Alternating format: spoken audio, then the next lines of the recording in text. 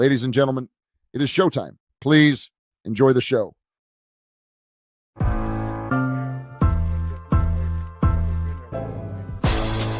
It's the corner where the treats Is this the passing of the torch, right? Is this what this signifies? It comes down to that front office and what they feel is most important. The champ is here. We've touched down from a higher plane. Why you made it here? We always look forward to that week because it was always intense. You know that we ain't coming back. We got you. The man, the myth, the legend, Dante Hall. My favorite player growing up was Dante Hall. I love you guys in the show, but Dante was my guy. Get to dashing because you done on the warfare.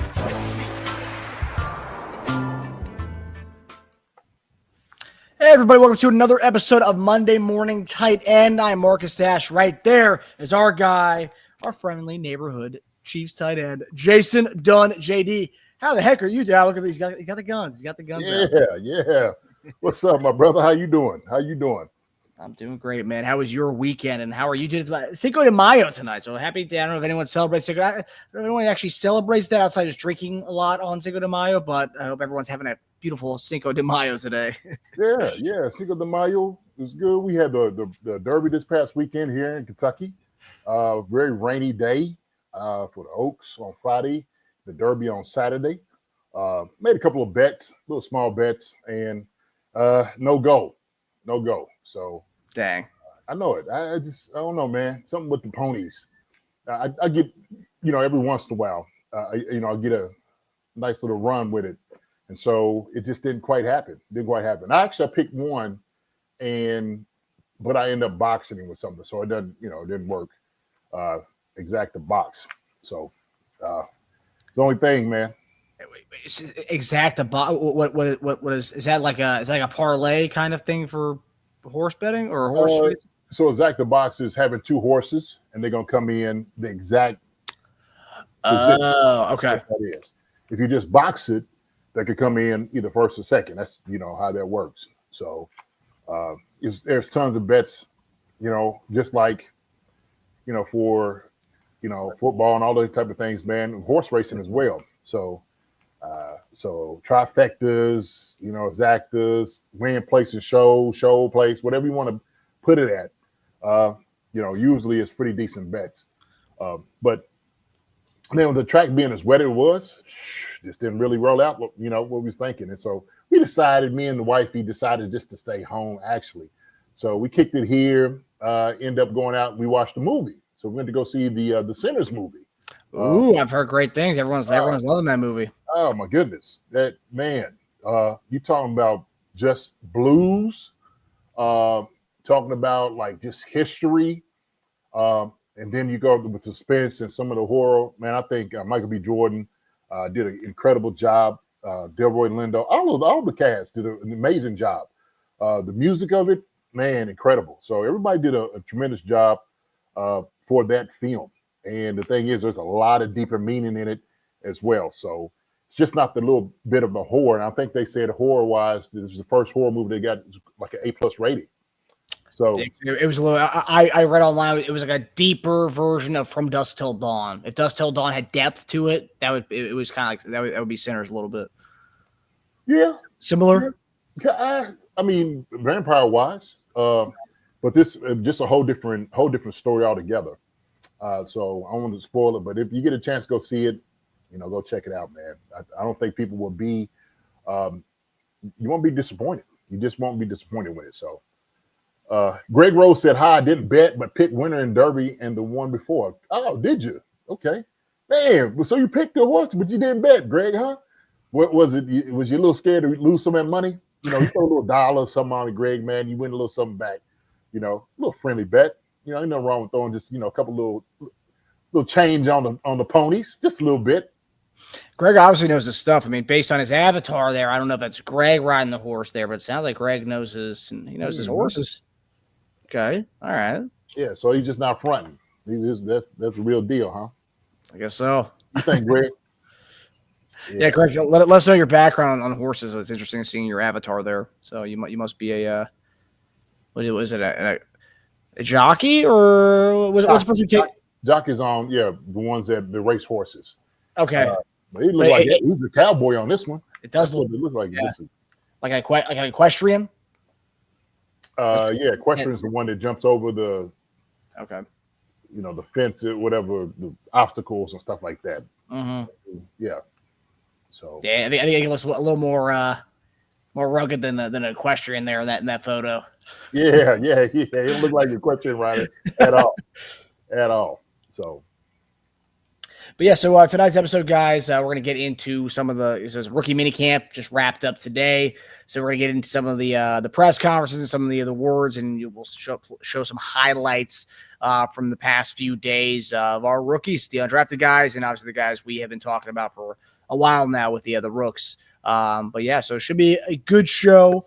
I feel like the last 2 weeks, Jay, has been like a whirlwind. Like that draft week, I took so much out of us, but then But we're kind of getting closer and closer to the season starting. The guys put on the helmets. So, it's getting closer, man. It's crazy. It's a big deal. That is an absolute big deal. I was speaking to one of the guys that got drafted. I'm not going to say who, but he was talking about, I can't wait to get on the show. Hopefully it works out. But he's saying, hey, man, everything is just, it's fast-paced right now. Trying to get his bearings. I said, man, look, I completely understand. And kind of reached out. He kind of responded, I guess, for some of the things that we were saying about guys, Marcus. That's what it was. And so we've been, singing the praises of all the guys that got drafted here, which I do believe, man, we have probably one of the best drafts, if not the best draft, when you look at, where guys went position-wise, how they're going to be able to help the team. Man, to me, it was an absolute A, no doubt about it, on our draft board. I know last week, when we was grading everything out, I was giving guys B pluses. I'm just like, that's an A though. To me, that's everybody else's A. My B plus is everybody else's A. So hopefully they was able to see that as well. But I think that's what it is. Those guys, man, they are being stretched out right now with a whole lot of information coming around, going to practice, putting helmets and shoulder pads on, going to shake hands, go to different places, making some appearances, and then going to meetings. And it's just like this. When I'm talking about digesting information, this is information all over the place, from the coaches, the playbook. Man, it's nonstop. And so some of the guys, when it's rookie camp, the guys that didn't get drafted, undrafted free agents and whatnot, that get an invite back to this camp, they're making sure that they are tight with everything that they do. They have to be, because this might just be the only opportunity. And so for those guys, man, look, we understand the struggles. I definitely understand the struggles of how those things work and how it is, especially being a young guy, and all of a sudden, hey, guess what? You just got your dream job. So I'm happy for them, guys, man. I'm excited. It was good to see that there was some good football being played this past weekend. Guys going out there and catching and stuff, man. So brought me back, Marcus. I bet, yes. To see all the guys getting their helmets for the first time and all the videos they're dropping. So with the rookie mini camp, right? So you have the rookies, the guys they just brought in, right? The guys they signed to the UDFA signings, and the guys they drafted. Honestly, we're signing a lot of those guys really fast, which is great. But it's the guys who are being invited. So you have the sophomore year guys who've been invited to minicamp to come back, like our guy Jaron Hayak, who was a rookie and was a minicamp invite last year, made the team, got cut during training camp. Then he was invited again this past year, and he may be coming on the show Wednesday. So a little foreshadow there. But you just have a lot of guys just invited to this camp. So it's like you said, you gotta be tight with everything, sharp with everything. Yeah. It was pretty packed there, and not all those guys are signings, right? So from this point, they're narrowing down what they saw at this camp to the 90, and then from there, that's the 90 that'll be going to training camp. Absolutely. So this is it. You got to go get it. This is the time for it. And so you got a chance to impress the coaches, and all the things that you're doing, how you're carrying yourself, making plays. But just if they're seeing that guys are retaining information, that's one of the good things you have to do, and you're actually showing your athletic prowess, of course, football IQ. They want to see all these different things on film. And so the coaches are going through it. This is like their whole, getting ready to get the guys in, because look, they got a job to do. Let's put it out there, man. They got a job to do, Marcus, because they here to get their lick back. That's what they're here to do. They're here to win a championship. And so for them, they're starting right away. They are not waiting on guys or we're gonna wait till a couple of years. No. We're starting right now. And so they got to make sure they go ahead and make the all the appropriate cuts to get to that point, man. So good to see everybody, man. Let me say what's up with everybody's in the chat, man. We didn't been in 10 minutes. I ain't said what's up to everybody. Linda Hunter, how you doing, sweetie? Good to see you. KC Colossus, what's up? What's up? What's going on? Pono Kawhi, good to see you, Pono Kawhi. He said, Jason, has FAU already been thrown into the doghouse? I see Ashton Galate is wearing 97. Was it that FAU's number? FAU went back to his college number now that it was freed up because of Derek Nottie leaving. So he went back to 91, which was his college number. So that's nothing to do with the doghouse. Okay, there you go. Yeah. So, and it's too early to get thrown into the doghouse. He ain't had the chance to get out there to show if he's still a dog or not. But anyway, we'll get back into that, Pono. Greg Rose said how to you earlier. What's up, Greg? Susie, sweetie, my baby's here in the house. What's up, babe? Sam McBride is here. What's going on? Justin DeWay, good to see you. Chiefs fan 1969. Good to see everybody here tonight. Yeah, so let's get it go. Let's get it go, baby. Let's get it going. So. Yeah, so Whoa. Linda Hunter said, I saw that Pat's half brother got invited to camp. Yeah. So Pat's father had another child, Graham Walker.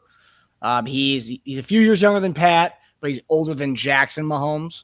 So it's not Jackson. So people who think it's Jackson Mahomes, I saw some people online thought we brought in Jackson Mahomes I think they're making jokes, but no, it wasn't Jackson Mahomes. It's Jackson Mahomes' older half brother. So there's a brother in between Mahomes and Pat and Jackson. Okay. This brother was a receiver at Brown University, Ivy League school. And this past year transferred to Rice University and was a tight end with them this past year. So yeah, he got the invite to camp. We'll see if Pat has the same pool that LeBron James has. We're going to find out. See if he can get his brother on the squad. But yeah, so he was invited to the camp this past weekend. So Pat was making sure he told the quarterback, hey, listen, look, my brother's in there. All right. You make sure when he comes in, you throw the ball straight to him. Okay. Give him some positive reps. That's what they want to be able to see. Do you have his his stats at Rice? I could pull him up. His stats at Rice weren't impressive. I think his stats at Brown were impressive. Okay.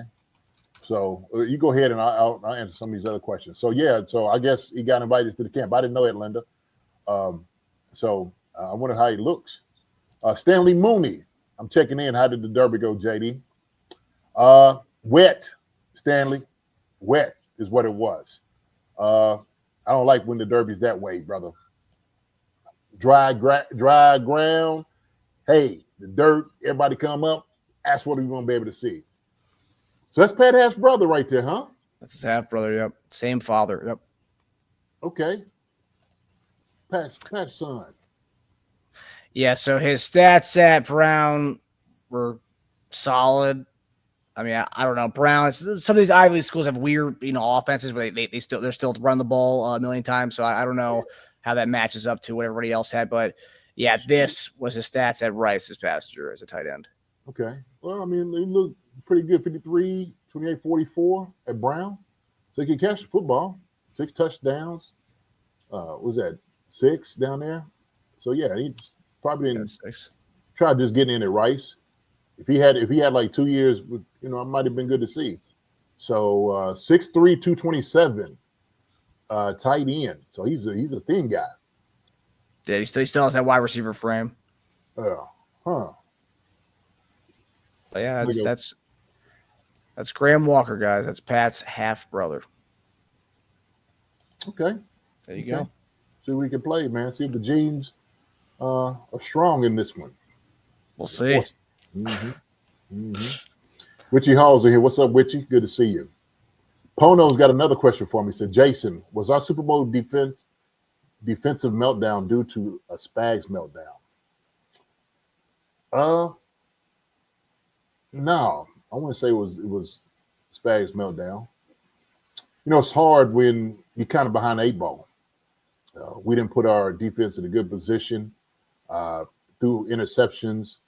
So it was tough against the defense all day to be able to come out and do what they want to do. So they had to change their game plan up. One thing didn't happen. Saquon didn't get off. We wanted to stop that. That's one thing that we did. Jalen Watson was on the outside. I don't think he was fully healed, Marcus. I think he was still kind of, he let that one go to Devontae Smith. I remember on the deep ball, it was like, wow, like, how you give that one up? I mean, he's like, put his hands on him. And Devontae Smith, man, he's so fast. He give you just one of these, like, little head nod, he's gone. That's exactly what happened. So, yeah, I think, man, when in the whole course of the game, it was tough.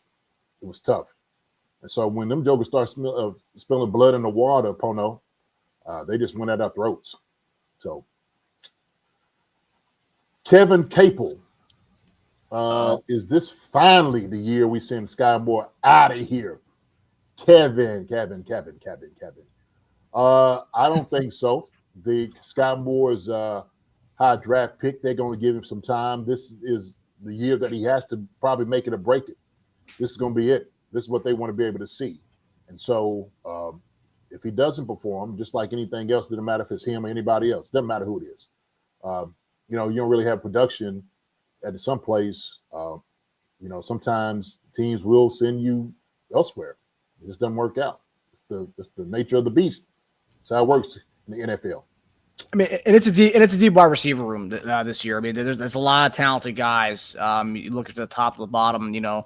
Rice, Hollywood, Worthy, Royals. That's 4 right there. Sky Moore, Elijah Badger, the undrafted guy brought in, Justin Ross. I mean that Nico Remigio. I mean, there's a lot of guys. So depending on how many they want to carry, whether it's 6, whether it's 5. Yeah. I don't know, but I mean, it's going to be tight. So, I mean, it's not a lock of Sky Moore returns, but it's just to say we're going to ship him out of here. I mean, it's going to be a fight for those last few spots. So it's going to be a fight. It is. It's going to be a huge fight, because like you just named all those guys, Juju, man, look, it is like, I didn't say Juju. Yeah. That's another one. Yeah, you didn't say Juju. Yeah. So, hey man, this is without a doubt probably one of our most athletic, top to bottom, top most to talented. bottom, yeah.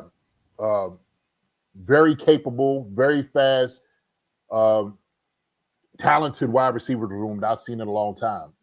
Depth, like deep wide receiver room. They're the matrix, yes, sir. Absolutely. So Witchy says better frame of mind is this year Sky Moore has a breakout year. Well, Witchy, he's got to work himself into it. As we got finished naming all the guys that's in the room right now. He's going to have to show the team, the coaches, that he deserves to have a breakout year, to get some reps. There's some real boys in that room, Marcus, like you just named them. Some real dudes. These ain't chopped liver at all. So it's going to be on him. We'll just have to see if he's gotten everything out of his mind or whatever it is, and he's coming in focused up and ready to go play. If he does that, then they'll give him a chance and opportunity this year. So if not, plenty of guys waiting in the rim in the win. So for sure. Greg Rose asks, how many running backs do you think we will carry?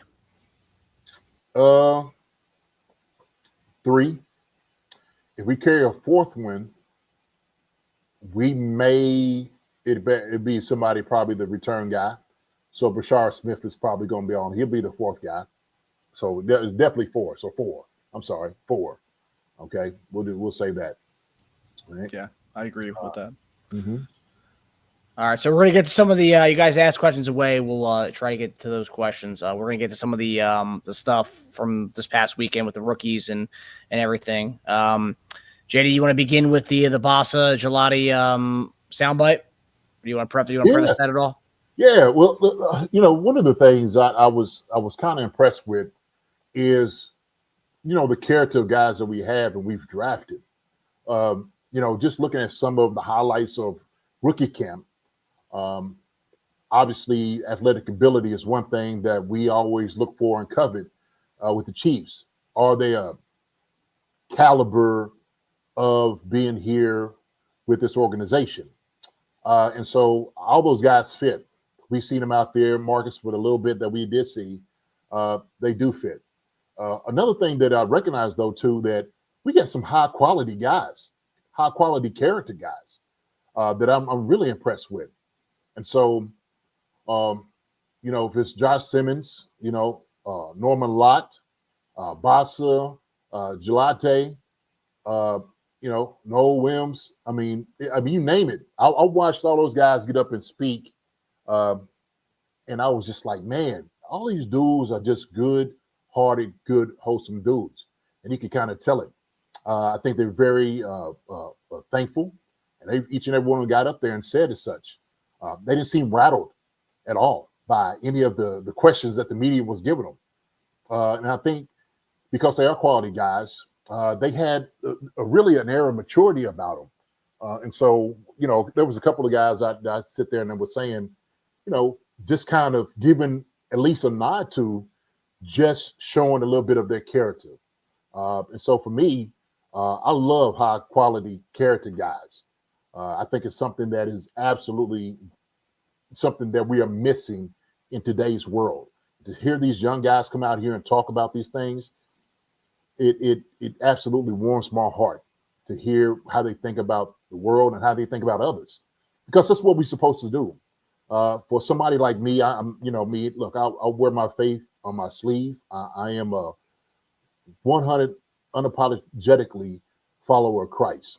Okay, and one thing that I make sure and I do as a responsibility is about loving others, because that's what our responsibility is to do, Marcus, as a man of faith. And so I take that very seriously, because there's a lot of hate in the world. And I said this, I actually, we do a men's group. We give a shout out to my men's group out here every week. Every Thursday we get on and we'll start talking about just things that we should be doing, our responsibility. And so how a lot of us abscond that responsibility as people of faith sometimes. We don't do a very good job of loving others like Christ told us we're supposed to. We just don't. And I hate it because sometimes when I see these Twitter followers or people on these social media, one thing they're spewing hate on one side, and then in the bio, Christ is king in another. And I think the hypocrisy of it is disrespectful. It's nauseating. I feel like maybe the people that's professing to do this haven't really read the Bible like they should. They haven't read the Beatitudes. They haven't talked about what the fruits of the Spirit are. So I'm gonna get off my soapbox, man, in my preach, because I, thankful for that. But that's what I am. I'm about treating people fair. I'm about treating everybody how we're supposed to treat them. Christ told us we're supposed to treat them, because we all made in God's image. Just what it is. And so we got to do a much better job. And I'm speaking to the people out here who are men and women of faith. That's how we're supposed to be. So it doesn't matter who you are. We're supposed to love you. Matter of fact, Marcus, it tells us not just to love each other, but it tells us to love our enemies. That's what we're supposed to do. Pray for one another. So that's why we crown this thing too. So I'll get off of that, but I just want to show a couple guys that I think is high character guys out here, man. So just want to talk about that real quick. So here's a couple of these. So here we go.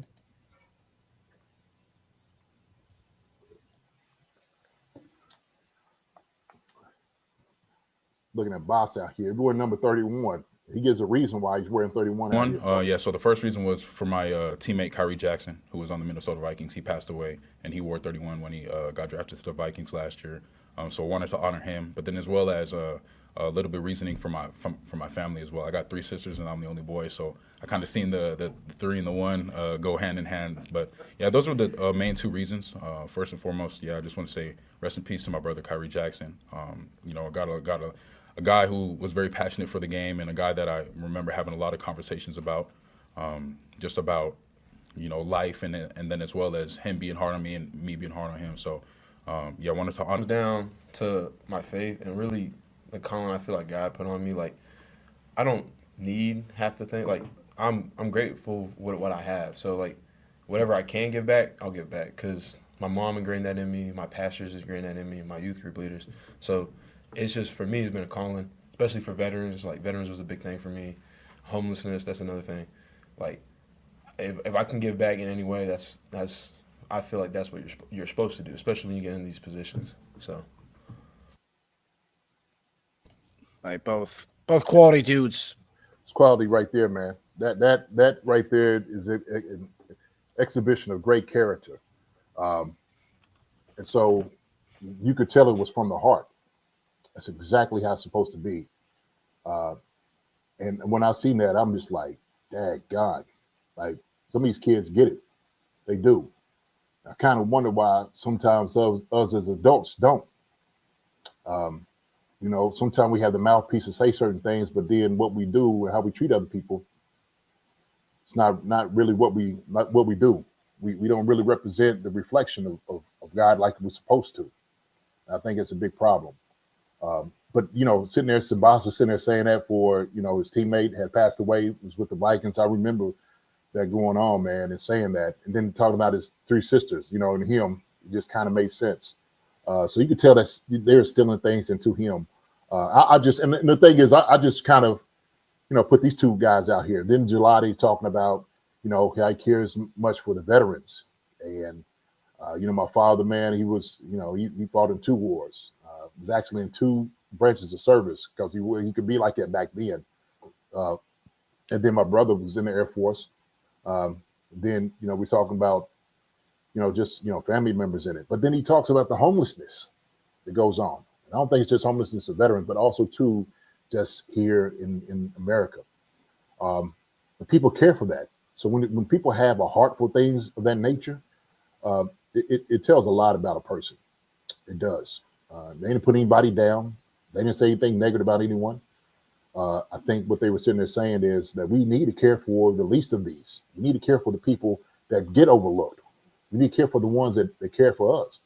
And I completely agree on those things. So when your boy, he talks about his boy and doing it for a particular reason and rationale, man, that's it's heartfelt right there.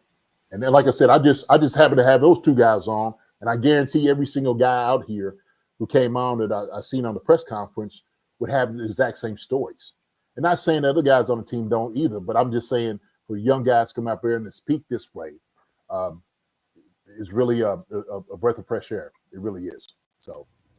Yeah, and one of the other things too, he talked about, you know, just do us veterans, but doing things for the community. That's a big part of who he is, and you gotta love that. You know, like he wants to already. You know, he's already been there for a week, right? He wants to do that for the community. He doesn't even know it yet. Yes, he's seen the love of social media, but like, you know, he just wants to do that for the community that he's going to be residing in. So that's a special person for sure. Absolutely. And I'm gonna say something. The Kansas City Chiefs do a great job of getting guys out in the community. They really do. If anything, I would say they were probably one of the main organizations that made sure the guys were doing things and getting part of foundations and whatnot. I got my foundation done for kids, and they started out there in Kansas City. And they asked guys, hey, what do you want to be a part of? What is passionate to you? And so they want about that from guys. And that's one thing I've always appreciated about the Hunt family and the Kansas City Chiefs organization. Okay. And that starts from the top. Lamar, hey, that's what was important to him. And you can see it goes back down as well to Clark and all the rest of the family. So it's good. It's good stuff, man. It's good stuff to see things like that. I just had to give a shout out because I think it's important to particularly give, a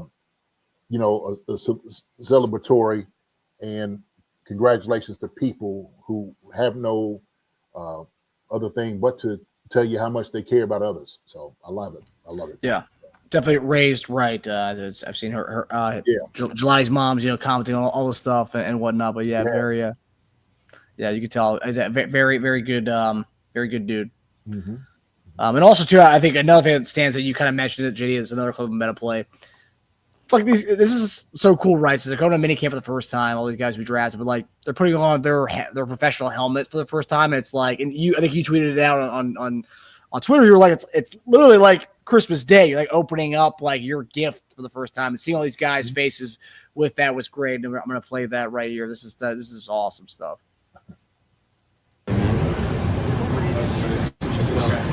Wrapped at 950.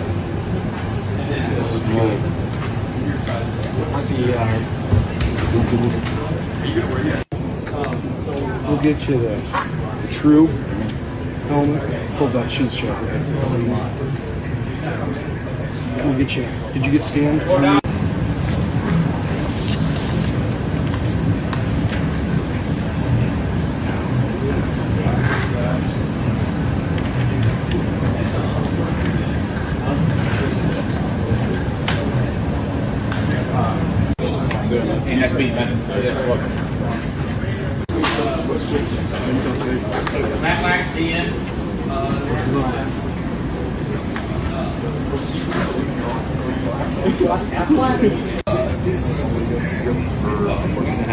What cleat are you wearing? Is that the old one?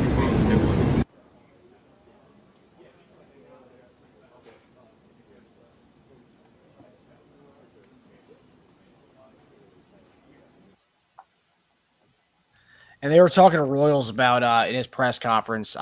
That's not the clip I have tonight, but when we talk about him, but they talked about him about the whole experience so far, and he said I'm very anxious. And I think the reporter asked him, "What are you anxious about? The playbook?" He was like, "Everything." It's like the anxiety is like everything, but like it's just there's 3 short days. It's like you get drafted, a week to get your bearings. You go out to Kansas City, you're getting fitted for all this stuff. And you got a 3-day mini camp. I mean, it's a lot in such a short amount of time for these young bucks. Oh yeah, man. I'm telling you, it's going fast. I mean, whirlwind. I mean, they can't even. It's like running around with a chicken with your head cut off. You're at the hotel. You're doing this. You got to go here. Like it's just staying on the move the entire time. And I think he said that Patrick Mahomes reached out to him too. Roy was like, man, Patrick Mahomes reached out. He didn't even know it was him for real. He's like, man, but somebody had to have my number for real. But Patrick just told him, hey, man, get ready to go to work. And I'm sure he was just excited, like, man, I got it. I made it. Patrick Mahomes just called me. He had just called me. So, man, it brings back so many memories. I mean, this is a confirmation that a dream come true, that all your hard work that you put in effort, dedication, has culminated in something like this. It's come to fruition. And so this is like one of the greatest days that guys will have, achieving one of their main goals they wanted to do in life. A lot of people just don't get to do that. And so these guys, they're there with it. But you could just see on their faces like, man, it is finally here. I think Norman-Lott was sitting there saying when they had the whole rookies in there, and then Clark came up, he had a little speech he was talking about. He was like, man, I'm actually here. I'm with the Chiefs. He said when it's like when it really hit him that he's actually in the NFL. So guys will have different moments like that all the time. And so it's amazing feeling. I think matter of fact, I said when you get your uniform and your helmet and stuff, you feel like a superhero. It's like a superhero outfit. That's what it feels like. So in many ways it is. I mean, JD, a lot of people, dress up as you guys for Halloween. It's a cool thing too. Like, even grown men. I mean, I was doing, I still do football players as costumes. I did Baker, I did Minshew a couple years ago. I mean, like people still dress up as football players for Halloween. It is like a superhero costume. It's amongst that for many of us. Oh yeah. So and guys don't take it lightly. They don't take it lightly at all. And the first thing you look at that jersey and your helmet's like, man, I'm going to take care of this thing. I ain't going to let no dirt get on it. Well, man, you got to get dirt on it. If you're not getting dirt on it, you ain't really playing it hard. So, yeah, I'll get a little bit of dirt on, but that's going to be it. Other than that, hey, man, this thing right here is going to remain clean. I'm going to take me some pictures. Woo! I'm going to send it so everybody else can see it. Send it to my boys, send it to my family. Bruh, I'm telling you, it is an absolutely unbelievable feeling. Unbelievable feeling. So Sim McBride says we dress up as them when we go to drink beer and cheeseburgers. Yeah, I mean, we're constantly wearing jerseys all the time. We're constantly trying to dress up like you guys. Yeah. Go drink beer and eat cheeseburgers. We would love to do that in our uniform too. Believe me, Sim McBride, we really would. So that's funny. And also, I think the cool thing is it's like another aspect here. And obviously, most of these guys come from D1 programs where they have this stuff, but like it's different being on the NFL stage doing like, Simmons is talking to the other guy, like, what shoe size you wear? 14 and a half. It's like, oh, okay. Let me ask you this. How many cleats do you get? Like unlimited amount of cleats? Is there equipment room kind of unlimited amount for you guys? Like, are you guys constantly wearing different cleats for every game? I can't imagine breaking in cleats every game, right? You could. I would, if I was going to wear new cleats, I would try to break them in a couple of days before, or maybe wear them during that week. And the thing is, man, your dogs, you got so used to putting shoes and stuff on, especially at that, probably won't take that much time to break them in. But it's usually unlimited. It depends on what contract you have. So if you have a Nike, Adidas, whatever it may be, Under Armour, that's usually the thing that you wear. So they make sure that you stay with that now. Yeah, you can't just switch it up. You can't go Under Armour 1 week and you're going to lose that contract or you're going to get you a fine. So you don't want to do anything like that. But unlimited cleats. And that's like the great thing, Marcus. Look, I came from Eastern Kentucky. All right. We didn't get unlimited anything, okay, except a hard time is what we got.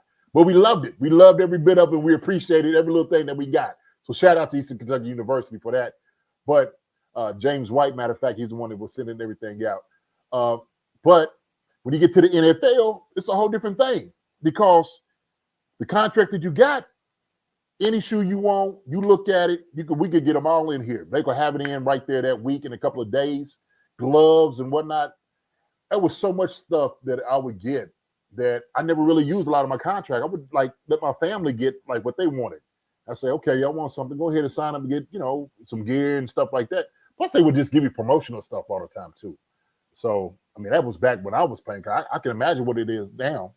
So, and like you said, man, probably these younger dudes a little bit used to that. If you played the Oregon and stuff like that, you got a lot of different things. You're getting hooked up for sure. Oh yeah, for sure.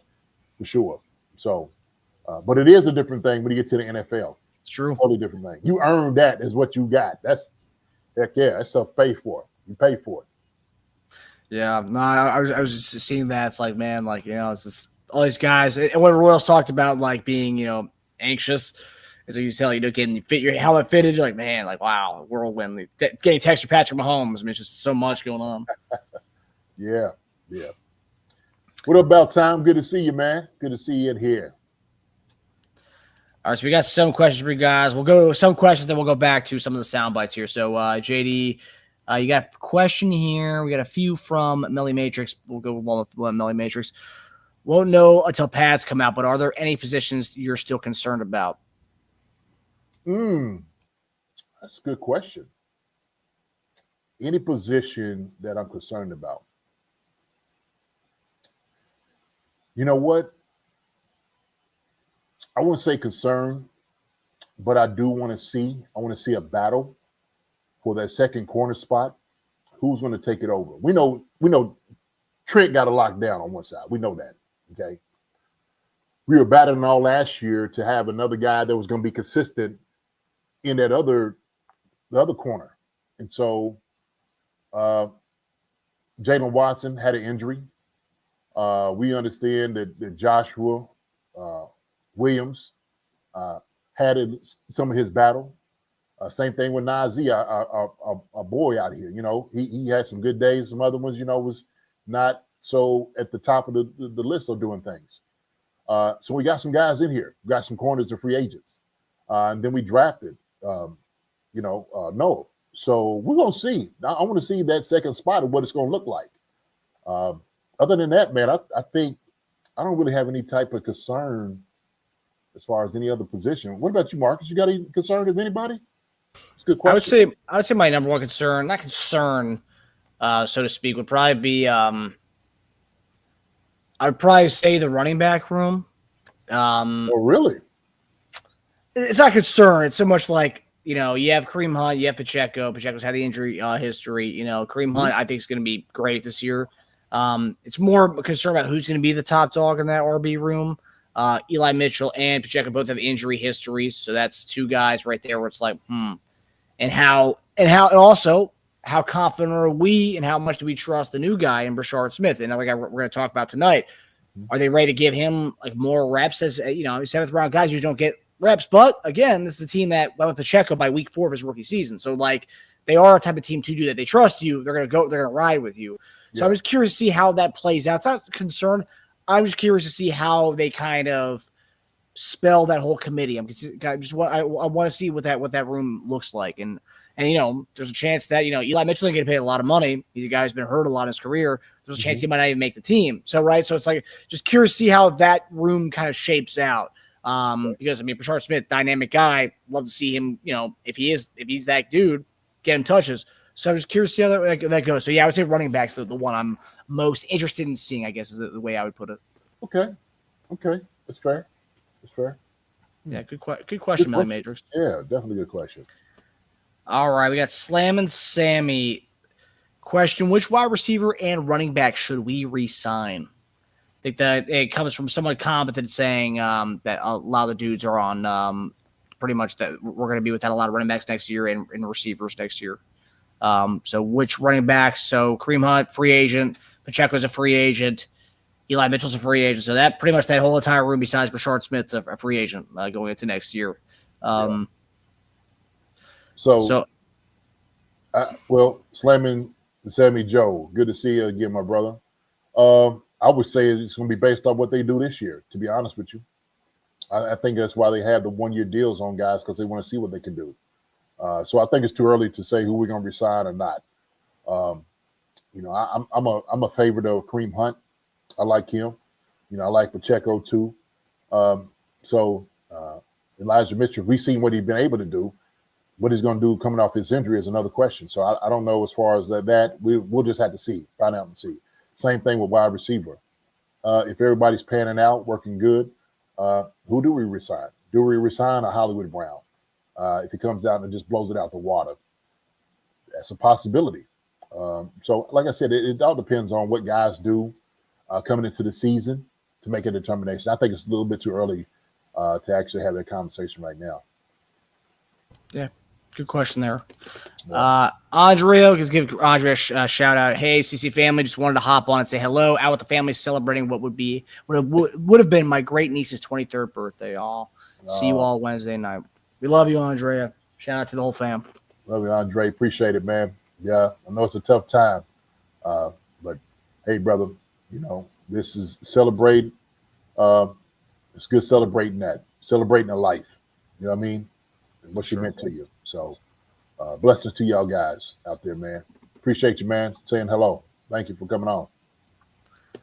All right. Okay, so this is one last topic, which is going to tie into one of our sound bites here. So Stanley Mooney says, when you check the camp videos, Simmons is not wearing a knee brace, and that is a very good sign. I know that it's no contact and a lighter practice, but if there was any concern, he would be wearing it. So that is what we're about to get into, Stanley. So thanks for giving us a segue here to Josh Simmons.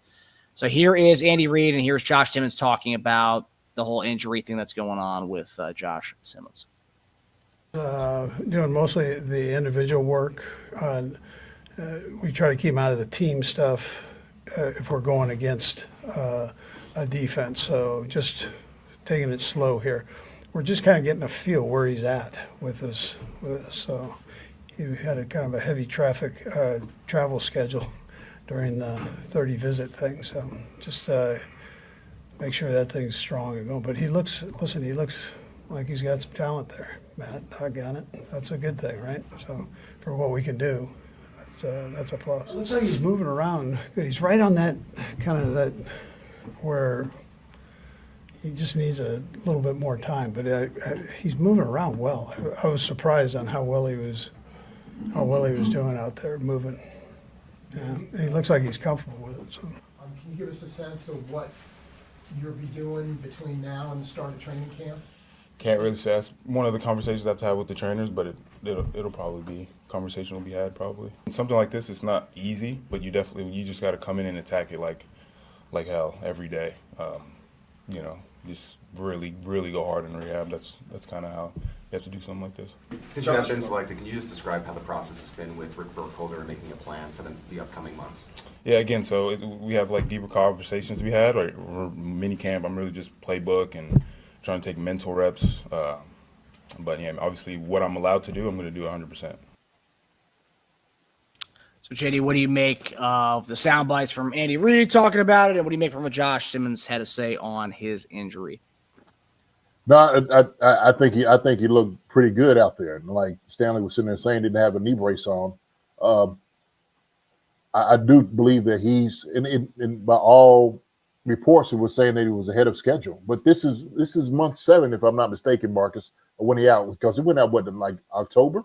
So we had November, December, January, February, March, April, May. So yeah, 7 months. And so you don't have to have him in tape in full contact, like Coach said, man. Hey, look, the little jogs, the little run, get your little fits, get all your terminology down, all the calls. That's it. As far as doing anything physically, engaging with somebody else, pushing and pulling, stay out of it. Don't need to do it. There's no point in it. And so I think they have a good base of as far as like how they want to treat it. Like you said, they're trying to get a good feel to where he is and what he can and cannot do. Like that, like this right here, the push pull, and reset your hands. He don't need to be doing that. And you see him sitting out on the side because those are one of the things that, there's no sense taking a chance on something like that at all, especially during this time. But I think they're the way they're dealing with it. I think they're doing it positively. He has a great attitude about it too.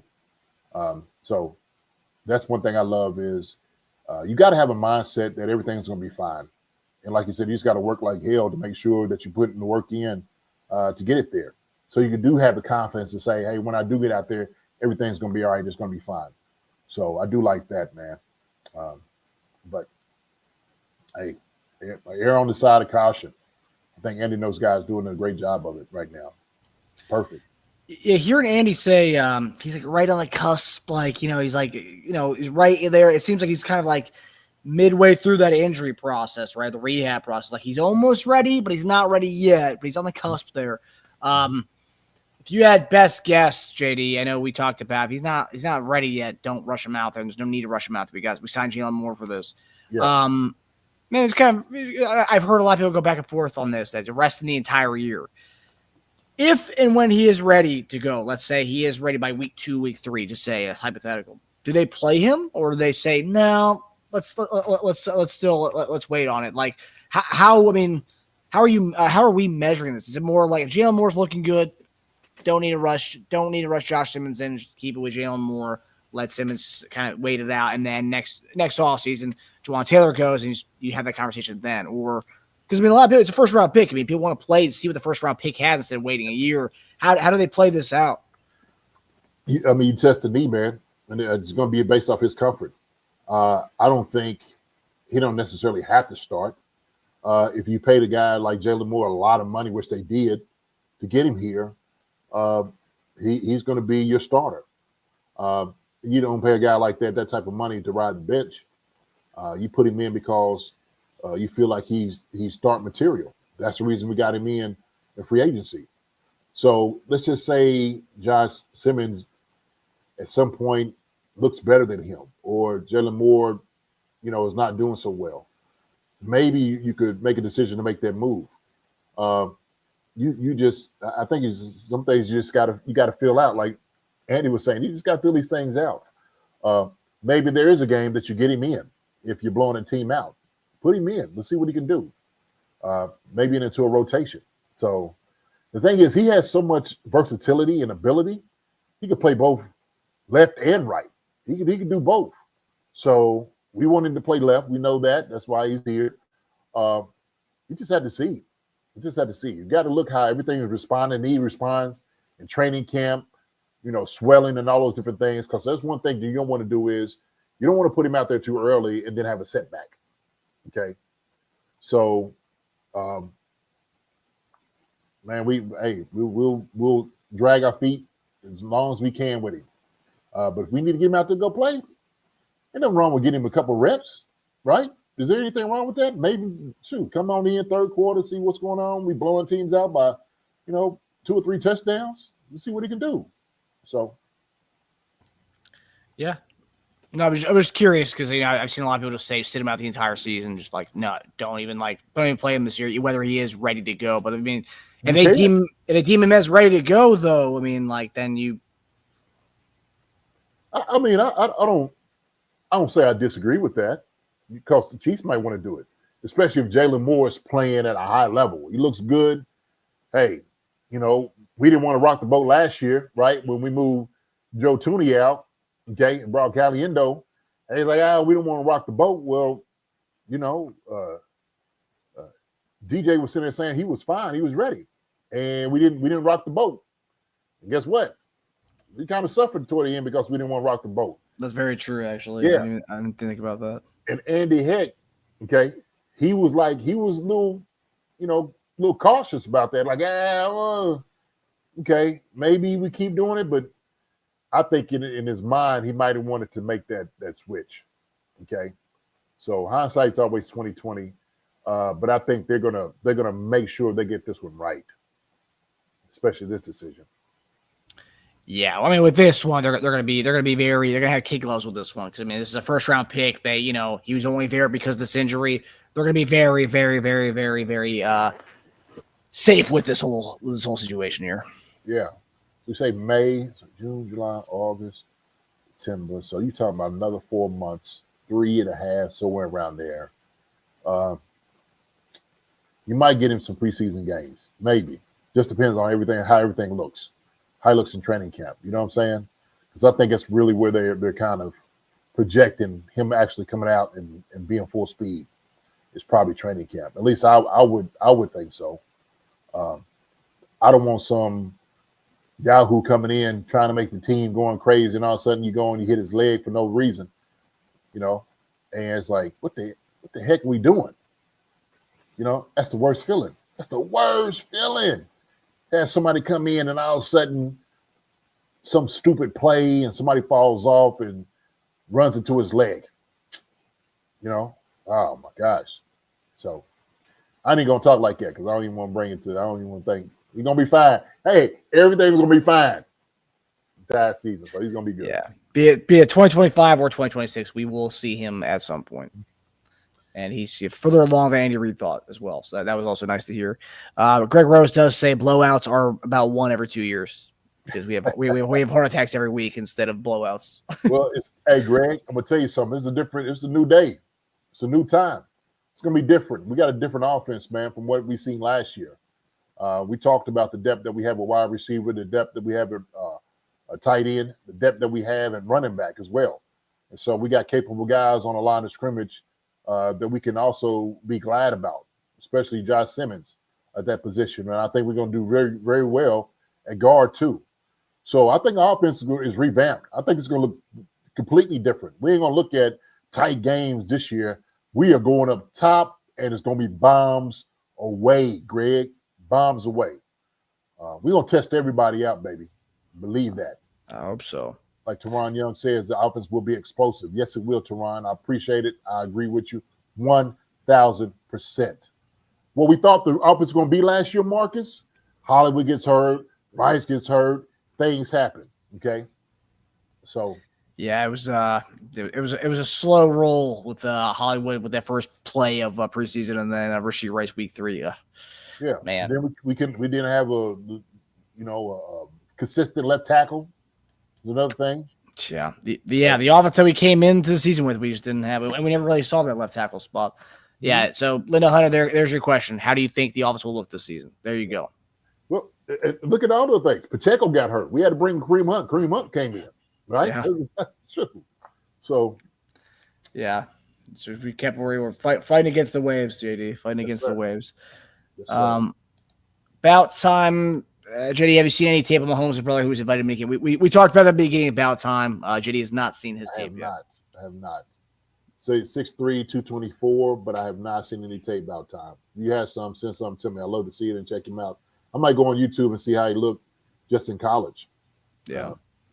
Like I said, his Brown highlights were much better than the Rice highlights. He disappointed. A lot of people thought he was going to be much better at that spot. But, I mean, going to tight end for your first time, I mean, kind of tough. You see his highlights? You saw his highlights, Marcus?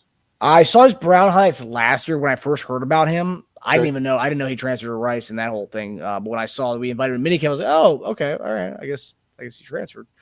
That's what everyone's doing these days, getting that extra year of eligibility and transferring. Yeah. They may as well. Okay, so Laura Zinzer asked a question which prompted one soundbite that we're going to have. Hi, Chief Concerns. Sorry I'm late. If you already discussed Jake Brinstall, we have not. What do you think about this tight end UDFA? Well, if you were listening to our Monday morning tight end shows or pre-draft shows, JD had Jake Brinstool as one of his favorite tight ends in this draft. So JD's been on the Jake Brinstool bandwagon for a long time. And Jake Brinstool talked about the Chiefs recruiting him post-draft. So here is Jake Brinstool on coming to Kansas City. Coach Reed on the phone, I think, he laid out a great, plan for me, kind of just the situation, being able to come in here and learn from, a great tight end room, and just be able to, take full advantage of that opportunity. And I think, also this offense, I think it fits my skill set, and stuff I do really well. So I'm glad to be here and excited to go to work. Andy was part of the recruiting pitch before you made the decision. Did you expect, was that typical with some of the other places you're getting called that the head coach was calling too? No, that was pretty unique to hear, which kind of really stood out to me, just showing how much they valued me, how much they cared. So I think that's really what stuck out about here. So. And why did you say that you think this offense fits your skill set? Yeah, obviously, what Travis has been able to do. I think it's very appealing to somebody that plays tight end. And I think, just being able to come in here and learn from him, learn from the other guys that, really play at a high level, and just be able to, come in here and use my skill set and, see how I can make an impact. So, yeah, I don't know if you guys caught that in the beginning. So the question was pretty much saying that Andy Reid was the only head coach that actually called him. There's 4 teams interested in him, and of those 4 teams, Andy Reid was the only head coach to call him and make a plea for him to come to Kansas City. Not plea, but, tell him to come to Kansas City. And then also, too, I didn't have the soundbite in there. We always talk about every year. We talk about the tight end that we draft or sign, Travis Kelce 2.0, all this stuff. He said he's not about the comparisons. He's just going to do his job. So he's not about the comparisons. So there you go, JD, Jake Brinstool. Now that we have him, I know you're a huge fan. Yeah. What do you make of what you heard in that soundbite there? How the team obviously values him, and then also just him kind of soaking up the Kansas City Red. Great temperament. I feel like this was probably one of our best signings that we had. We got him as an undrafted free agent. This guy should have easily been drafted. For whatever reason, teams didn't take a chance on him. I think it's going to be a mistake. I think if we give him an opportunity to come out here and play and show what he can do, this kid is very athletic. He can catch the football. He's very good one-on-one. He knows how to get open in zone. He can do it all. He really can. Kind of undersized, 6'6". I think he's like 242, 246, somewhere around there. But you can see he's silky and he's smooth in his route running. He knows how to make plays. He go up and get the ball. He understands how good of an athlete and how good of a player he is. And so I think for him, he said it all. Who would pass up an opportunity to come and play for and play with some of the best in the business ever, right? One of the best coaches to ever do it and one of the best tight ends to ever do it as well. Who would want to pass up that opportunity? And to have that coach reach out to him, man, says volumes about it. That if Andy Reid reaches out to you, okay, personally, and says he wants you here, this guy is he's the real deal. And I was sitting there saying that. So me and Andy got the same mind about it, okay? And I told you, I don't know if people know this or not, but when I was coming out in the draft, Andy Reid was one of the guys that was recruiting me, okay? He was up there in Green Bay with Mark Chmura. And so I remember having conversations with Andy, back then. And so that feels great that somebody, position coach at the time, he called me, but for the head coach to call you, come on, man, that's on a whole different level. Andy knows what he's got with this guy. I guarantee, and I know they were sitting there saying, oh my gosh, not that they're happy he didn't go undrafted, but it's like, man, we got to call this kid up right now. And what you do is you send the boss there to go do it. You don't send some, lackey or somebody. You send a big guy. If you're going to do it, you're going to send the man. Andy Reid gave him a call, man. That says it all. At that point, hey, I don't care who else is looking for me. I am going to hear. Andy Reid, Travis Kelce, sign me up. But this dude right here, man, he's going to make a whole lot of teams pay for not signing him and drafting him. I'm telling you right now. He's just that good. He's just that good. And obviously, you highlighted him because that was one of your favorite tight ends in this draft class. What stood out about him to you that was like, like he would be a really good figure? And I know we talked in the past how you were a big Mike Gesicki fan. You said that, he doesn't really do much of the block. He doesn't really get his nose dirty. And you said he does kind of remind you of Gesicki, but he also gets his nose dirty. He doesn't mind blocking. What stood out to Brinstool about because you're very people always people laugh about your grades and stuff on the grade shows, but with tight ends, you're particularly hard on tight ends. I know you love the position group, you love tight ends, but you're particularly hard on tight ends. Last few draft classes, you weren't really like outside of Bauer, you didn't really like the tight ends in last year's draft class. It's every year since we've been doing the show, you're never really high on the tight ends. It has to be someone that really needs to stand out. And the fact that you were so high on Brinstool, I was like, oh, that's interesting. And then we end up signing the guy. What stood out to you about him that just kind of they caught your eye? I think, man, his athletic ability, him be able to catch the ball outside of his frame. And you see how he's just coming out of the break right here. Being able to get out of the break, sinking your hips, putting your foot in the ground, catching the ball on corners, safeties, and linebackers one-on-one, knowing how to get open, getting up the seam I seen him be able to do. And it was like he runs effortless. He does. So he has a great gait about him, the way he runs. I kind of made fun of Fanning and Harold Fanning Jr. because he has that little wild, particular run he has. But look at him, man. I mean, he's an athlete. You can tell he's an athlete. So when he was talking about guys that he liked, I remember seeing him talk about Gesicki. Gesicki's a good route runner. He's a great receiver catching the football. When we were talking about guys that could catch a football more, somebody that can do something close to what Travis Kelce can do, Brinstool stood out to me. As far as athletic tight ends that came out in this draft, he was right up there with the top 5. He was for me. So you could do Colson, Warren, Arroyo, Mason Taylor. Brinstool was another guy that jumped off, the film to say this guy's another guy that can do it. And I use Oronde Gatson was another dude, but he plays big, man. He can make plays. I think for him, this is a great opportunity for him, man. But that's what it is. It's competitiveness too. So yeah, I remember we had him projected to go higher than Gatson, and he ends up falling. And I remember at post draft, we had our text. You're like, okay, well, hopefully we get Brinstool. And then while we're on our post draft show, day 3, I think Mike Brennan actually posted saying that we signed Brinstool. And you're over the moon about it. So yeah, little things. So doing this little warm up, okay, and you check guys to warm up how they run, they bounce on their toes.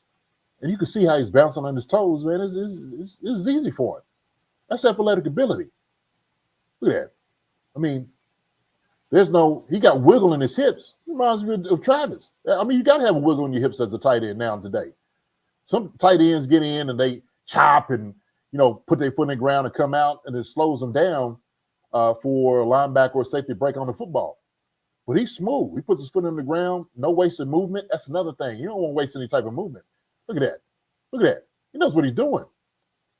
Look at the other guys kind of, what I'm saying? And it might just guys take it easy. You can see the difference between the two, the 3 guys. You can see it. You can see it. So, yeah.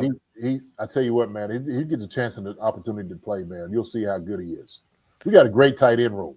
Him, Gray, Wiley, Travis, of course, Tanyan. I mean, we got the best tight end room in the NFL, period. Hands down. Not even close to me. I'm just telling you, it's not even close for anybody else to say what they got. So I hope we utilize this. I do. Yeah, there's a reason why they kept bringing back Jody Fortson, right? Because they couldn't find that other guy. Now you have him, you have Gray, you have Wiley, you have Kelce. So I mean, it's definitely an interesting tight end group for sure. Hey man, skyscraper and cleats, as my brother Lance would say.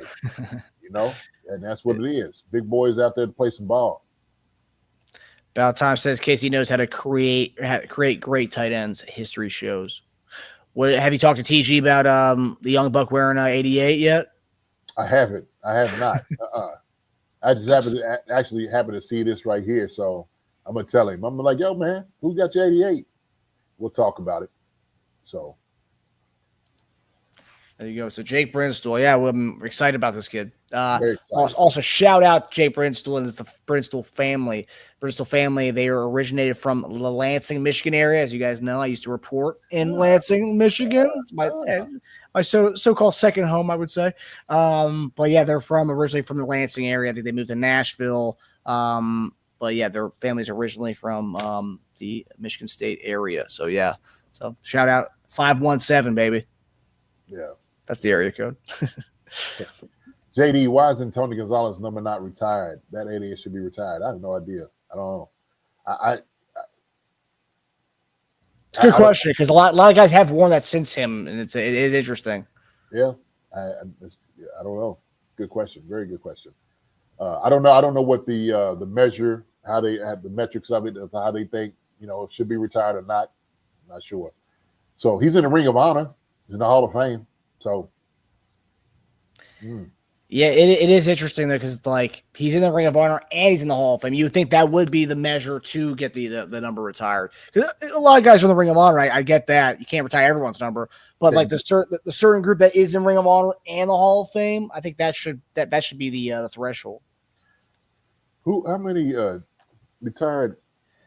I would say 16 and 58 are the two ones that come to mind. So Lenny D and Derek Thomas. Yeah. Well, the Chiefs retired 10 jersey numbers, 10 of them. Ooh. 3, 16, 18, 28, 36, 58, 63, 78, and 86. So, so the following numbers: Jan Stonerud, Lynn Dawson, E.T. Emmett Thomas, Abner Hayes, Mackley Hill, Derek Thomas, Willie Lanier, Bobby Bell, and Buck Buchanan, respectively. That's the numbers. So, not Otis. I know Otis. I'm 89, so I had Otis's number. That's true. Too, so, I don't know about time. Yeah, they ain't got Otis's number. So, interesting, huh? There you go. Unique. So, Jay Brinstall continuing the badass number 88 tight end trend. So here we go. Maybe they start looking at some numbers like, wait a minute, hold on, we can't keep retiring these numbers like this. We got to. I know. I think the Raiders have a lot of retired numbers because they've had a lot of Hall of Famers in their franchise. I thought the Raiders I think the Raiders actually lead the league in maybe retired numbers. I could be wrong about that, but I thought it was some sports trivia thing. I thought Raiders retired. You got to figure that. Okay, no, the Raiders do not have any. Okay, so yeah, that's what it was. Raiders don't have any retired numbers. They just let it all go. Yeah. None, zero, no, none. Really? Okay. Yeah. The Raiders do not have any retired jersey numbers. Unlike many other NFL teams, the Raiders do not officially retire the jerseys of past and players. This means that any number can be worn by any current player, regardless of Hall of Fame status. Yeah. Yeah, that's right. I knew it was something weird like that where they didn't have any. Yeah. Oh, that's okay. Didn't know that. Yeah. They're the only team to not do that. But anyway, Jake, we're rooting for you. Make 88 proud, buddy. Yes, sir. All right. So now we're going to go to, we kind of mentioned Brashard Smith earlier. And this is, people talk about comparisons and someone asked, because I've seen some people comment on our videos talking about Brashard Smith saying Jamal Charles, Jerick McKinnon, and Andy Reid was point blank asked about the player comps. And they also asked Brashard Smith about player comps, and we're starting to see a common trend, JD. These players don't want to be compared to anybody. They want to be their own. Love it. Yeah. Love it. Smith, if you had a guy in recent years who has that kind of skill set and had that kind of skill set, anybody he reminds you of in that regard? I probably haven't seen enough of them there. I know he looks like some of the backs have that low center of gravity that can kind of move and at a lower where they can drop their weight a little bit. And it looks like he has that. Now nobody's hit him either, so it's be a little different story there, but he looks like he has good hands too. Jerick McKinnon, you see any of that at all? A little different run style than Jerick. Yeah, a little different run style. Jerick was a little more upright. I'm not sure who I would compare it to, but I know he looks like he has talent. He can catch the football. So. I feel like just as the position I play, it's not like it's not a lot of running backs that like have receiver skills and running back skills. So I feel like just coming in and I could contribute for sure. Is this transition from college to pro going to be what you thought it was going to be, harder than what you thought it was going to be, not as hard? How would you describe that? I'll say probably, I wouldn't say harder. It's more just you have to learn a lot, and it's a lot you have to learn, I'll say, as far as playbook. So I'll say like getting everything down as far as the playbook, then I feel like it'll come natural for sure. What's that like right when you get the aspects of the playbook you've already gotten? I mean, when you're first looking at it, is it like, whoa? Yeah, for sure. My first time was like, whoa, but just taking it day by day, I feel like just it gets better and better for sure. Is it the terminology? Is it the amount? Is it the variables? I mean, what is it that seems so daunting? I'll just say the amount, not terminology. Yes, sir. Start doing that, like I said before, but everybody kept telling him, boo. But for now, hey man, let Bashar Smith get his feet wet, okay? Let's get there and enjoy the young fella for getting in here, man. He just got here the other day. Yeah. Yep.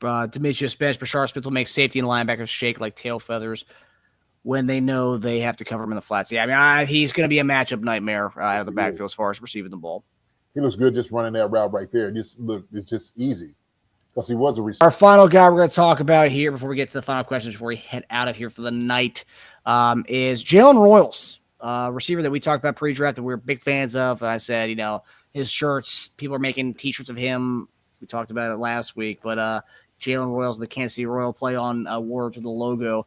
But Jalen Royals talked about his fit, and Andy talked about his fit, and Jalen also talked about the playbook from getting it from last week. So here's Andy Reid and Jalen Royals.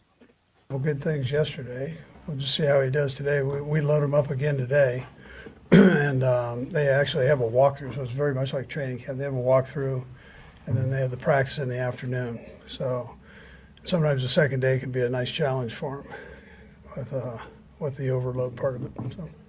I played X last year, and I felt like that was the majority of the role. And then as time goes by, our coach wanted me to implement me in the slot, and then so just trying to move me around, just for like occasions like when I get to the NFL, I can bounce back and forth. It's probably far too early for these guys who have told you, but are you learning? Are you trying to learn every? Yeah, I'm trying to learn. Just trying to learn the offense as of right now. So just trying to learn everything I can. What are your initial impressions of the offense and getting your hands on the playbook? It's very complex, dealing with Andy Reid, so it's very complex offense. As we've heard before, very complex offense. But yeah, Jalen Royals, he made a lot of good snags. I mean, he was one of everyone who was there was talking about his what he showcased the last 3 days there. Here's some of the highlights there. His media wasn't allowed in for the whole practice, but I mean, he showed some flash out there from as far as what the media was seeing at the minicamp. But JD, talking about people talk about the small school coming from not a small school, but coming from a not Power 5 conference. Yeah, right. But coming from a Utah State offense to an Andy Reid offense, that's going to be kind of a learning curve. There's a whole learning curve in general, but going from a Utah State offense to this Andy Reid offense, like he said. But I will say this: a guy who's playing X and slot, playing all over the place, it's not immune. It's not a thing where it's odd to him or foreign to him learning all these different positions and playbooks. So I think that does bode well for him learning everything. Yeah. I'm glad that the coach there at Utah State had the foresight to sit there and say, hey, man, we're going to move you around because he probably knew he was going to get drafted. He knew how talented he was. And so what that does is just helps your chances to get on the NFL football team. And so we took him because he is a high-caliber player. You can see him right here, returning punts and kickoffs or whatever it is that he's doing right here. Talented guy. You can see his lower body looks powerful as well. Way he was, getting out of the breaks, turning around, catching the ball with his football with his hands. I think, man, he's a solid receiver. And so, like Andy was sitting there saying, like, man, it's all about retention. Can you retain the information that we're giving you? It's going to be an overload that we throw into you. And so for guys, it's going to be motion.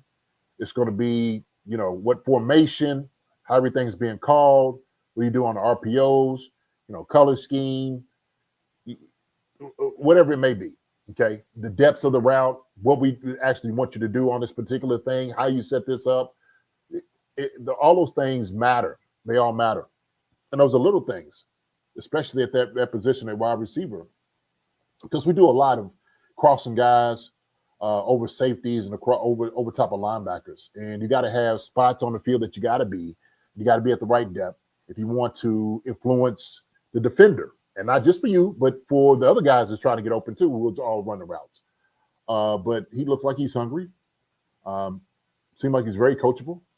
But you see right here, man, he's very athletic. Look at him. Here's another guy that looks smooth. Just in and out of break.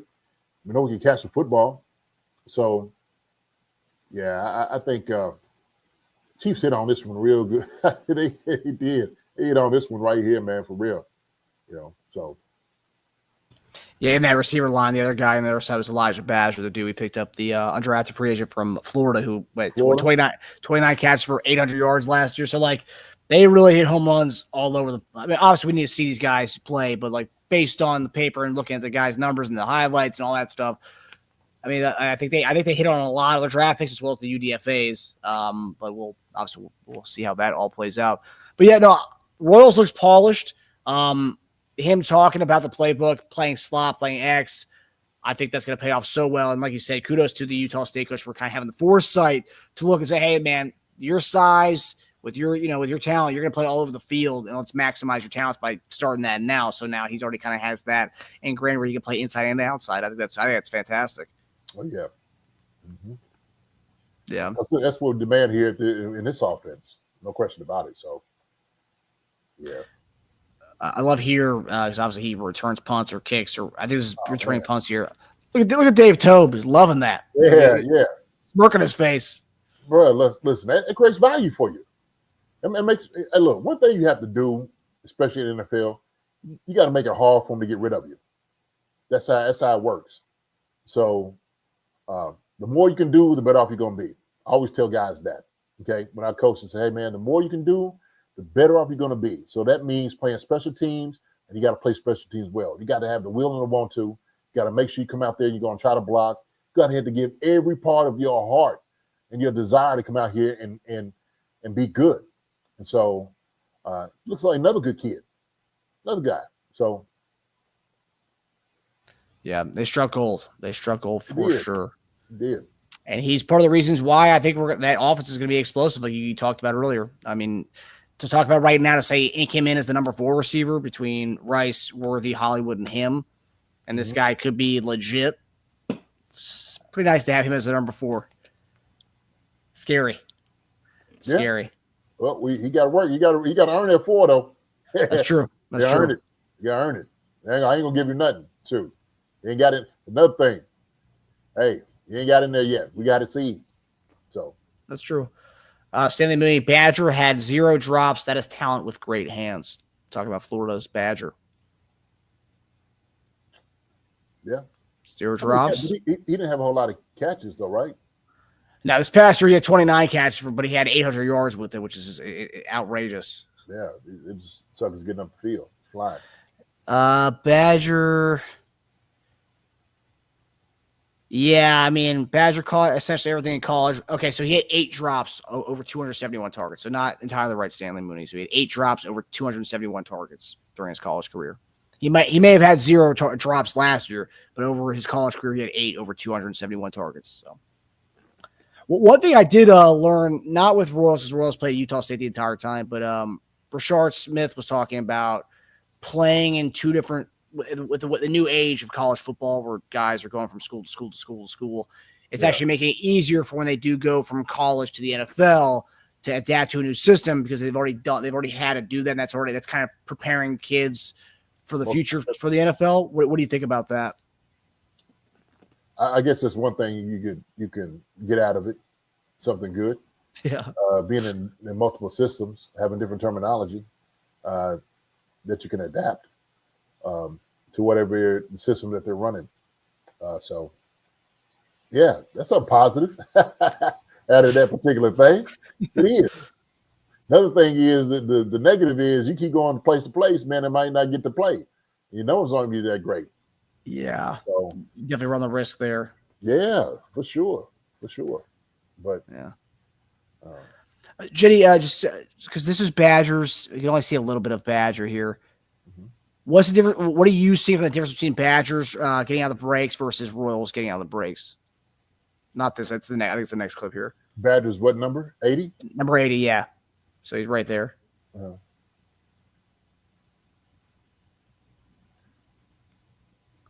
Badger's a taller guy. So him, the stutter step of, putting in and stopping and starting doesn't look as fluid, doesn't look as fast.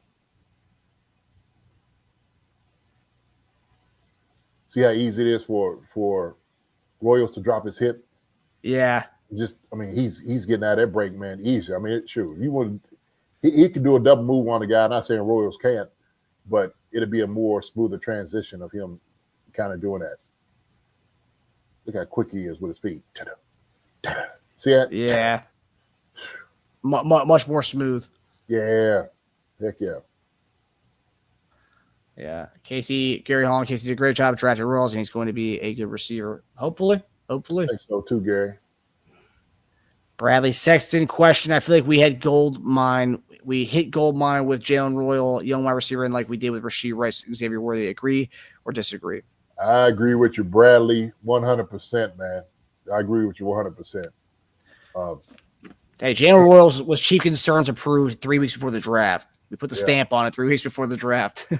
There's a lot of guys who did that for the draft. I was the whole draft class. Yeah. I was talking to barbershop today.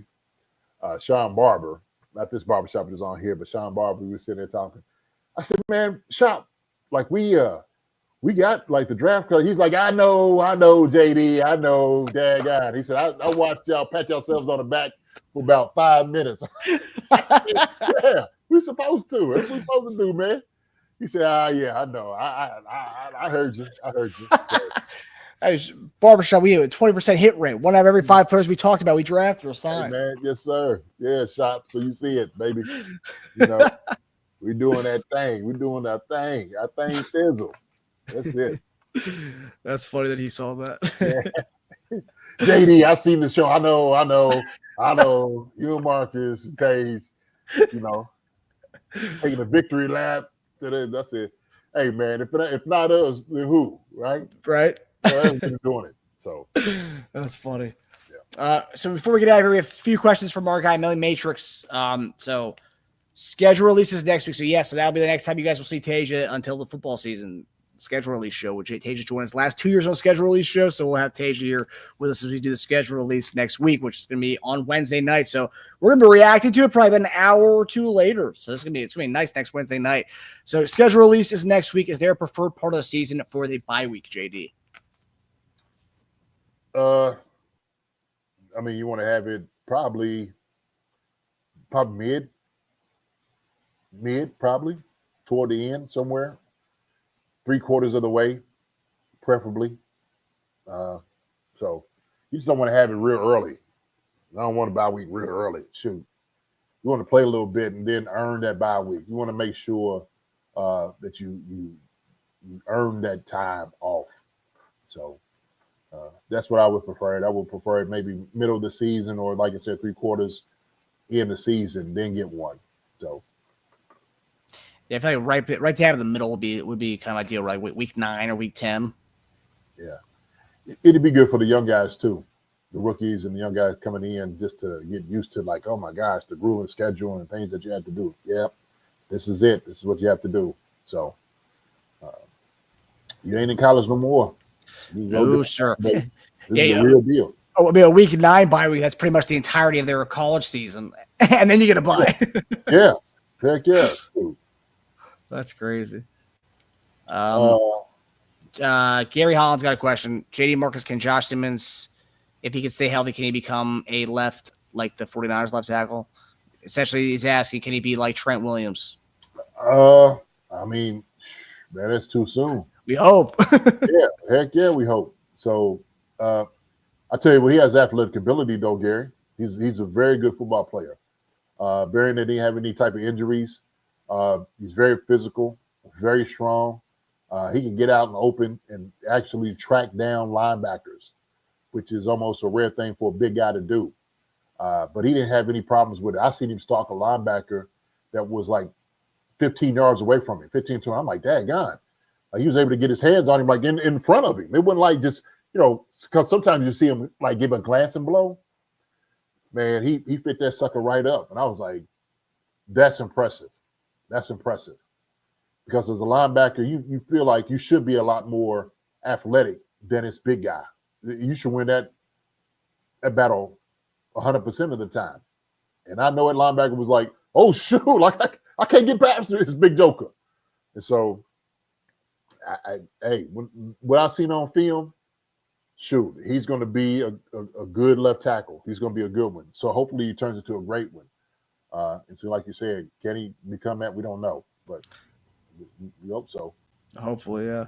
Yeah. Our final question before we get out of here for the night, Melly Matrix. Thoughts on a potential 18-game season that would require 2 bye weeks for each team? Or would that require 2 bye weeks for each team? Would they require 2 bye weeks for each team? You know what? I would make that argument that it should. You keep giving games on top of games, which I just hate, because NFL just seems like you're really giving it reaming to these guys and stuff, man. These dudes, man, look, they are breaking their bodies up, and especially the Chiefs, who we know go deep into the playoffs. So that's another thing. These guys are going to be playing 20-something games every season because of their skill set. We know this. So should it be 2 bye weeks? I think so. I would love for that to happen. I really would. And even if you want to do like a short bye week, Marcus, and then make that team play on a Thursday or Friday, doing something like that, right? Like make it a short week that you give them like, so we'll schedule it to when that second bye week or whatever comes in. You just playing that shorter schedule, right? Whether Thursday to Friday, whatever. So I don't know. They can figure that out. Yeah, the schedule makers will have a fun time with that. That's why they get paid the big bucks, I guess. Okay, so we have one more question. Bradley Sexton ends us off here. Bradley Sexton says, question, how would you grade the Chiefs draft, and do you think Steelers, if they add Aaron Rodgers, are they a threat to the Chiefs? Well, we graded the draft last week, Bradley. Grade the draft, Bradley. I gave us an A rating. That's where we are. If Aaron Rodgers come back after his ayahuasca or whatever he's doing, and he's probably in Tibet, seeing a couple of monks, which is fine. I mean, if that's what he wants to do. No, I wouldn't say that they're a threat. I wouldn't say that at all. We're putting everybody on notice. That's what we're doing. They got some really good receivers. We understand that. They got another running back that came in. Their problem is Aaron Rodgers is not the same guy that everybody's seen 5 or 10 years ago. He isn't. Still get the ball out. He's going to still be able to do that. But the thing is, we got some real dudes on defense. We coming after guys. We definitely coming after Aaron Rodgers. I promise you that. And the way that we play man and whatnot, we're going to be up in them right there. DK Metcalf, hey, George Pick, we are right there. That's where we're going to be at. So we are forcing you. You had to do something about what we got for you. So we ain't worried about nobody. Yes, especially not Aaron Rodgers. Yeah, especially not him. Definitely not. All right, guys. Well, that does it for us. We hope you guys enjoyed our Monday morning tight end show, kind of going over all the stuff from this past week with all the mini camp things. We know there's a lot of stuff, so we kind of try to parse through the most important information and give it to you and serve it up to you guys on this Monday night. So Wednesday, everybody, come for the show. We're going to try to have Jaron Hayek coming on here, a guy who's been invited back to the Chiefs minicamp for the second year in a row. Got signed to the team last year, and he came on the show last year, freshly after he got signed. So he's going to maybe make his way back on Wednesday. We can talk to him about everything that he saw in his second minicamp with the Chiefs. And, so guys, come on over. We'll also talk about any current events that are going on in the Chiefs world as well. But, yeah, we'll see you guys Wednesday night. JD, take us away, brother. Yeah, yes, sir. Well, listen, I appreciate it. Everybody's telling us great show. We appreciate it. We won't have a great show without you guys. Thank you so much. Stanley Mooney for coming out. Gary Holland saying so. Sid McBride, thank you so much. Linda Hunter as well. For a good, beautiful Congratulations on the show. I'm hearing the music, Marcus. Yeah, I told you the music is like Valentine, another one, man. Appreciate it, my brother. Alicio Spence, appreciate it, my guy. Cliff Johnson, Joe E., Mary Holland, Bradley Sexton. Let's see who else we got on here. Sasha, good to see you as well. Did I say Sid McBride? If not, then I'm going to say it again, man. Appreciate you for coming out. This is for Andrea Chenault, who came and said, what's up, show their face. Thank you, Richie. Good night to you as well. Laura Zinser, appreciate it, Laura. It's always good, a pleasure talking to you. The barbershop came in here. He said, hopefully he can hold on to the ball like Jamal. I'm just saying, huh? Oh, you talking about Brashard Smith. Jamal did a good job. He's okay. Jamal barbershop. No. Take it easy on that guy. Jamal. You see Greg Rose. That was up to you. Sweetie was on here. Appreciate it, Sweetie. Thank you so much. Let me see who else we have on. Pono Kawhi was on here earlier. Who else we had? Marcus Teron Young. Good to see you. Good to see you. Lenny. Oh, the cool. Good to see you, Lenny. He snuck in here. I get to see you when he came in, brother. Let's see who else we got up here. Kevin Capel. Talking to Demetrius Spence. Good seeing you. Casey Colossus is in here as well. Hearts and Roses. Good seeing Hearts and Roses on you was in here. Nelly Matrix. That's some good questions, right? Thank you, Nelly Matrix. Let me see. Who else we got? Marcus. Man, I think that's about it, brother. The studios are here. Chiefs fan 1969, right? And Justin DeWay was in here. So, hey, Joey, I see that Justin DeWay. There he is. So I had to go all the way back down to when people are saying that. Listen, hey, y'all been great. Appreciate you so much for coming out here. Hit the like button. Absolutely. Like button, subscribe. Tell your friends, tell your family, tell everybody, okay? Come and check us out over here at Chiefs Concerns. We're giving y'all some good business. Talk to you all about some of the Chief stuff out here. Hey, you know how it is, man. We love you to death.